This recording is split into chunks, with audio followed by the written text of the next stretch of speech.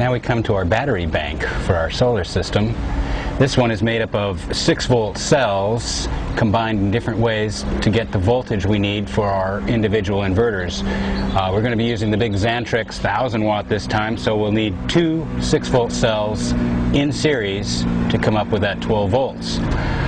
If you take your battery and connect a positive to a negative terminal, that leaves you with a positive and negative terminal, and you can get your 12 volts here. If you connect 4 batteries in series, positive to negative, you come up with 24 volts.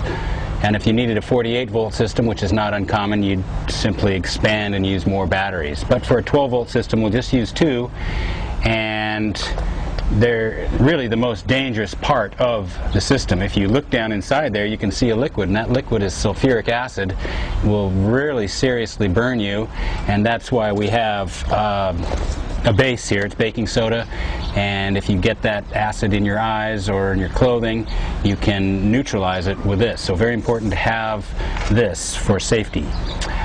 We can get a look at some of that acid here with the hydrometer. This is what you measure the actual specific gravity of the acid inside. And you can see we have several of these discs floating. We've got about 3 discs floating with 1 at the bottom. So we know that this 2 batteries, or at least this battery, is about 75% charged. So we're going to be very careful with that acid and stick this back here in our little cup. It's also important to note that the gases that come off of these batteries, or just about any kind of batteries, can be hazardous as well. In fact, the Hindenburg was filled with the hydrogen gas that comes off of batteries, and we know how that went. So explosive gases and dangerous liquids, be very careful.